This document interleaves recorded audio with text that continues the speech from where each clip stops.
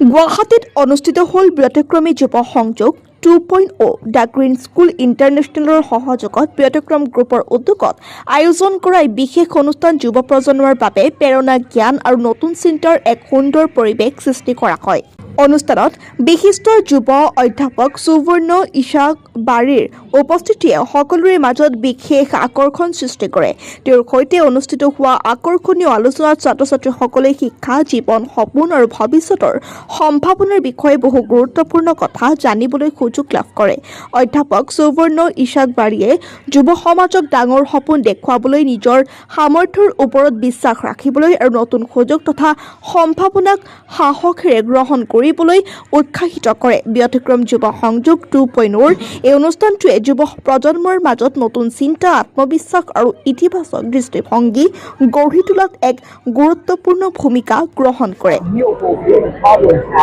Where if you don't introduce them to food when they're very young, they will instantly reject it, which is why there is such a stereotype for babies not liking vegetables.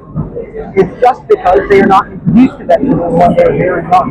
In the same way, we have to introduce people to math when they are very young and teach it in a non-abrasive way so that people can see how it connects to daily life.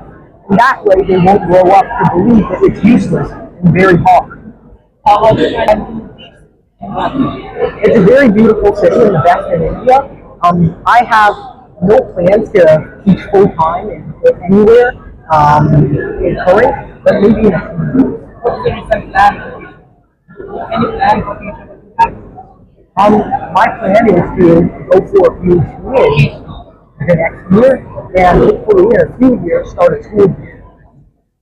You are in the end school, and you said to the how you feel, what are your question and All of the students were very good. I really enjoyed answering their questions, and I'm so humbled by the amount of attention and praise I received.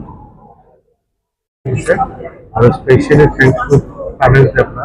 তেখেতে গোটেই ইণ্ডিয়াৰ পাতো তেখেতে চায় আৰু তেখেতৰ ইনিচিয়েটিভটো আমি আজি ইয়াতে এজনখিনি খুবেই ভাল পাইছে আৰু মেথছ আৰু ফিজিক্সৰ বহুতখিনি কথা তেখেতে ক'লে, যিটো সঁচাকৈ আমাৰ নতুন প্ৰজন্মক বহুত বেছি ইনস্পায়াৰ কৰিব। আৰু গ্ৰীণ স্কুল ইণ্টাৰনেশ্যনেলত আজি যেনেকুৱা ৰেছপন্স আমি দেখিছোঁ, গোটেই স্কুল প্ৰায় 3000ৰ ওপৰৰ স্কুল প্ৰফেচৰ সুবৰ্ণক আজি ৱেলকাম কৰিছে বিহুৰ ভিতৰে আমাৰ ট্ৰেডিশ্যনেল ৱেত, আৰু তেখেতৰ প্ৰায় 1 ঘণ্টাৰ ওপৰত যিটো ষ্ট্ৰাকচাৰ গোটেইটো ইনস্পায়াৰিং হৈছে। আৰু আমি যোৱা বছৰতো তেখেতক আনিছিলোঁ, অহা বছৰ যেতিয়াই তেখেতৰ ইণ্ডিয়াত প্ৰগ্ৰাম থাকিব আমি বিচাৰিম আমাৰ গুৱাহাটীৰ এইখিনি আপকামিং ষ্টুডেণ্ট আছে তেওঁলোকৰ লগত যাতে এটা ইণ্টাৰেকশ্যন হয়।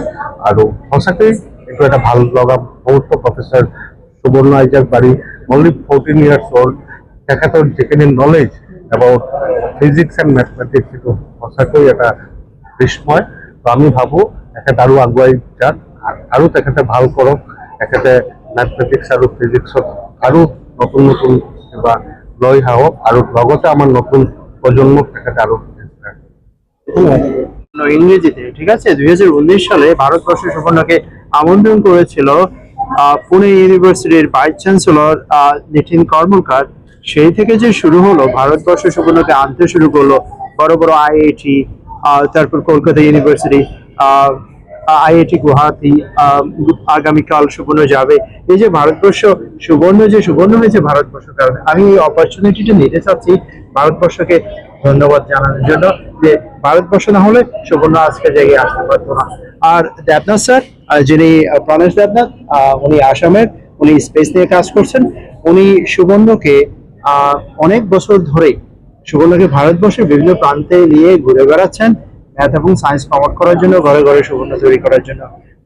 আমি তাকেও আমার পরিবারের পক্ষ থেকে কৃতজ্ঞতা জানাচ্ছি। বাট মোর ইম্পর্টেন্টলি ভারতবর্ষ নমস্কার, নমস্তে, চিরকৃতজ্ঞ সুবর্ণ হতে পেরেছে আপনাদের জন্য। প্রতি বছর 3-4 বার আসে, সেটা সুবর্ণ তো সুবর্ণ তো আসে, সেখানে পড়ালেখা করে। সম্ভাবনা হয়তো আছে, বিশাল সম্ভাবনা আছে। সে তো ভারতবর্ষকে ভালোবাসে।